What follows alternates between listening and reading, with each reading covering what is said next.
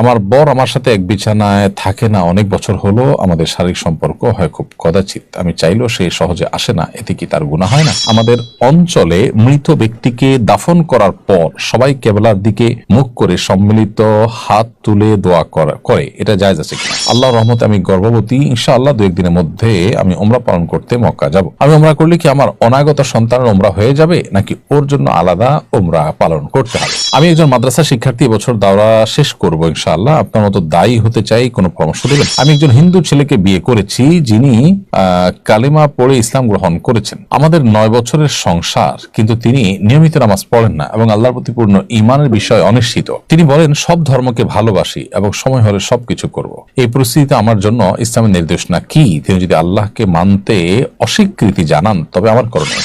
এর পরের প্রশ্ন হলো, আমেরিকার নবনির্বাচিত প্রেসিডেন্ট ঘোষণা দিয়েছেন যে লিঙ্গ 2টা, নারী আর পুরুষ, এছাড়া আর কোনো লিঙ্গ নেই। তার এই মন্তব্যে আমাদের দেশের ট্রান্সজেন্ডার বাদীদের দৌরাত্ম কি কমবে বলে মনে করেন? সুন্দর প্রশ্ন। দেখুন, আমেরিকার নবনির্বাচিত প্রেসিডেন্টের অনেক বিষয়ের সাথে আমাদের মুসলমানরা আমরা ভিন্নমত পোষণ করলেও তার এই কথাটাকে আমরা দারুণভাবে সমর্থন করি এবং এটিকে যুগান্তকার বলে আমরা মনে করি। আল্লাহ সুবহানাহু ওয়া তাআলা মানুষকে সৃষ্টি করেছেন আসলে নারী আর পুরুষ করে। আল্লাহ তাআলা সূরা নিসার শুরুতে বলেছেন ইন্না খালাকনাকুম, আল্লাহ সুবহানাহু ওয়া তাআলা বলেছেন যে ইন্না খালাকনাকুম মিন যাকারিন ওয়া উনসা, তোমাদেরকে নারী এবং পুরুষ থেকে সৃষ্টি করা হয়েছে। মানুষের 2টা লৈঙ্গিক পরিচয় আছে, একটা হলো নারী, একটা হলো পুরুষ, অন্য কোনো লৈঙ্গিক পরিচয় নেই। তৃতীয় লিঙ্গ বলতে আমরা যাদেরকে বোঝাই হিজড়াদেরকে, সেই মানুষগুলো মূলত তারা লিঙ্গ প্রতিবন্ধী আমরা বলতে পারি। তাদের শরীরে বায়োলজিক্যালি এবং তাদের ফিজিক্যালি যদি তারা নারীত্বের দিকে তাদের ঝোঁক বেশি থাকে বা প্রবল টান থাকে, বা তাদের দেহে তাদের মানসিকতা এবং জিনগতভাবে নারীত্বের দিকটা প্রবল থাকলে তাদেরকে নারী ধরে ট্রিট করা হবে এবং তাদের যেটুকু পুরুষত্বের ভাব তাদের মধ্যে আছে সেগুলো ট্রিটমেন্ট করতে হবে, কাউন্সিলিং করতে হবে, ইত্যাদি উপায়ে তাদেরকে সুস্থ করে তুলতে হবে। এটি ইসলামের নির্দেশ না। এর বাইরে কিছু এক্সট্রাঅর্ডিনারি কেস আছে, সেগুলো একান্তই প্রতিবন্ধকতা হিসাবে দেখতে হবে, অসুস্থ হিসেবে দেখতে হবে। আজ সে অসুস্থতাটাকেই সমাজে প্রতিষ্ঠা করবার অপচেষ্টা চলছে এবং এটার জন্য নানাবিধ ষড়যন্ত্র গোটা বিশ্বব্যাপী চলছে। এখন কেউ বলতে পারেন এটা করে লাভ কি? লাভ হলো সমকামিতাকে প্রতিষ্ঠা করা। শয়তানের একটা বড় চক্রান্ত হলো পৃথিবীতে আল্লাহর সৃষ্টিতে ব্যাপক পরিবর্তন আনা, সমকামিতার মতো জঘন্য নোংরামিকে সমাজে প্রতিষ্ঠা করা।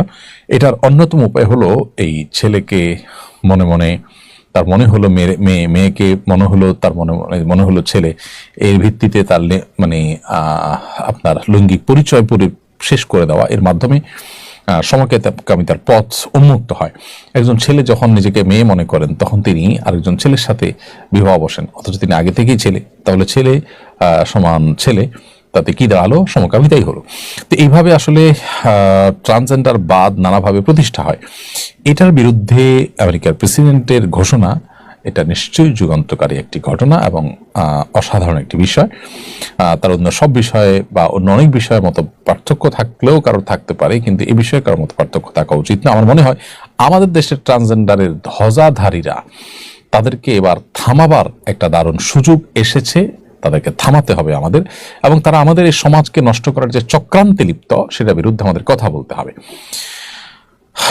এরপরে এমডি সৌরভ খান আপনি লিখেছেন, আমাদের অঞ্চলে মৃত ব্যক্তিকে দাফন করার পর সবাই কেবলার দিকে মুখ করে সম্মিলিত হাত তুলে দোয়া করে, এটা জায়েজ আছে কিনা?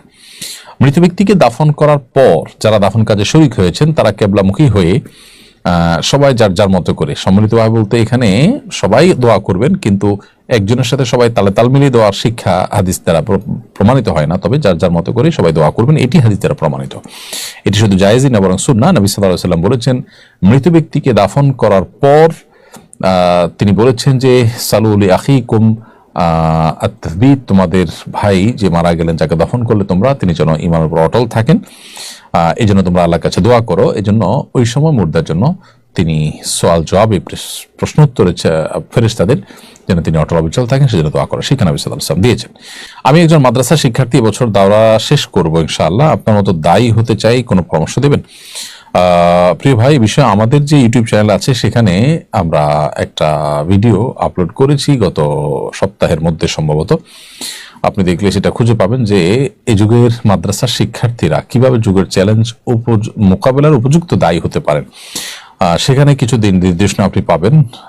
সম্ভবত 30-40 মিনিট একটা বক্তব্য চট্টগ্রামের দারুল মাআরিফ মাদ্রাসায় দেওয়া হয়েছে। এই বক্তব্যটি আশা করি আপনার প্রশ্নের উত্তর পেতে আপনাকে সাহায্য করবে। সেই সাথে একটু আগে লাইভের শুরুতে আমি বলেছি, আসুন্নাহ ফাউন্ডেশনের উদ্যোগে দেশের তরুণ মেধাবী এবং উদীয়মান সম্ভাবনাময় আলেমদের জন্য রমাদানে 1 মাস ব্যাপী দাওয়া প্রশিক্ষণ কোর্সের ব্যবস্থা আমরা করেছি। সেখানে আপনি আবেদন করতে পারেন। যদি আপনার যোগ্যতা এবং ক্রাইটেরিয়া সবকিছু ব্যাটেবল হয়ে যায়, তাহলে সেক্ষেত্রে ইনশাআল্লাহ আপনি এখানে হয়তো সুযোগ পেতেও পারেন।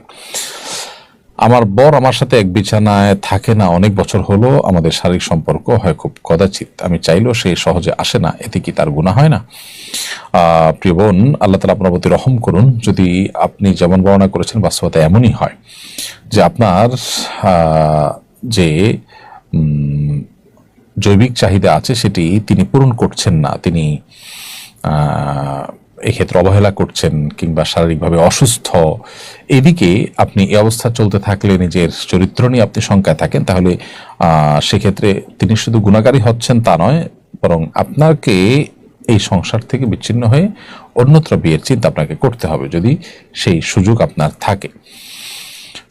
অন্যথায় আপনার স্বামী তিনি গুনাহগার হবেন, তিনি আলাদা থেকে আপনার হক নষ্ট করছেন, সেই দায় তিনি দায়ী থাকবেন। তার আল্লাহকে ভয় করা উচিত। কারণ স্ত্রীর ভরণ পোষণ শুধু জোগাড় করলেই হয় না, স্ত্রীর জৈবিক চাহিদা পূরণ করাও স্বামীর উপর কর্তব্য। সেটা যদি তিনি না করেন তাহলে তিনি গুনাহগার হবেন।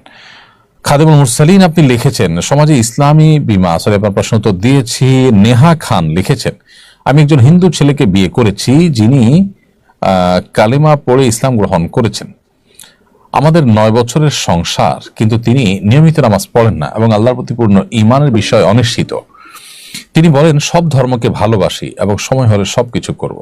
এই পরিস্থিতিতে আমার জন্য ইসলামের নির্দেশনা কি? তিনি যদি আল্লাহকে মানতে অস্বীকৃতি জানান তবে আমার করণীয় কি? নেহা খান, এইরকম পরিস্থিতিতে তাকে ইমানদার বলা যায় না।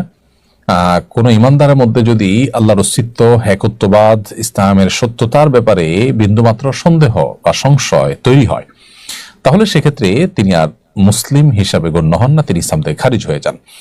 তো এইরকম ব্যক্তির সাথে বিবাহ বন্ধনে আবদ্ধ হওয়া হারাম। আপনি না জেনে বা তাকে মুসলিম মনে করে ইসলাম গ্রহণ করেছেন, সেটি মনে করে বিবাহ বসেছেন, এখন দেখেন তার মধ্যে এই ধরনের সংশয় বাদিতা আছে, যদি এরকম মনে হয় তাহলে সেক্ষেত্রে অবশ্যই আপনি তাকে প্রথমত দাওয়াত দিবেন ইসলামের। পরিপূর্ণভাবে ইসলামে তিনি প্রবেশ করেছেন, কোনো ভান ভনিতা নয়, অভিনয় নয়, উপর দিয়ে নয়, এরকমটি আপনার মনে হলে আপনি তার সাথে সংসার করবেন। অন্যথায় আপনি তার থেকে পৃথক হওয়া আপনার কর্তব্য। কারণ কোনো অমুসলিম বা কোনো মুশরিকের সাথে বা কোনো সংশয়বাদী ইসলামের গণ্ডি থেকে যিনি খারিজ, সংশয় ইত্যাদির কারণে দিনের মৌলিক বিষয়ে তারকে বিবাহ করা বা তার সাথে বিবাহ বন্ধনে আবদ্ধ থাকা, এটা কিন্তু জায়েজ নয়। সেজন্য আপনাকে পৃথক হয়ে যেতে হবে পরিস্থিতি পর্যালোচনা করে। তারপর এরপরে কাইনাত জাহান আপনি লিখেছেন, আল্লাহর রহমতে আমি গর্ভবতী, ইনশাআল্লাহ 2-1 দিনের মধ্যে আমি উমরা পালন করতে মক্কা যাব। আমি উমরা করলে কি আমার অনাগত সন্তানের উমরা হয়ে যাবে নাকি ওর জন্য আলাদা উমরা পালন করতে হবে? বোন কাইনাত জাহান, আপনার প্রশ্ন উত্তর হলো, গর্ভবতী সন্তানের তার তরফ থেকে আপনি আলাদা উমরা করবেন অথবা আপনার উমরা তার জন্য যথেষ্ট হবে, এর কোনোটিই কিন্তু হবে না। কারণ হলো, দুনিয়াতে মাতৃগর্ভ থেকে দুনিয়ার আলোতে আসার আগ পর্যন্ত কারণ আসলে হিসেবের খাতা খোলার কোনো অপশনই থাকে না। তিনি এই জগতের বাসিন্দা না হলে, মাতৃগর্ভ থেকে দুনিয়াতে বা পৃথিবীর আলোতে তিনি না আসলে, তখন তার তরফ থেকে উমরা অথবা তাকে নিয়ে উমরা করলে তার উমরা হওয়া, এগুলোর কোনোটি স্কোপ থাকে না। বিধায় মাতৃগর্ভে থাকা শিশুকে নিয়ে যদি মা উমরা করেন কিংবা হজ করেন, সেক্ষেত্রে মার উমরা এবং হজ আদায় হবে শুধুমাত্র। তবে তিনি শিশুকে গর্ভে ধারণ করেও উমরা বা হজের মতো কষ্টসাধ্য ইবাদত সম্পন্ন করার কারণে আল্লাহ সুবহানাহু ওয়া তাআলার কাছে আলাদা বিনিময় এবং আজর লাভ করবে, সেটা ভিন্ন বিষয়।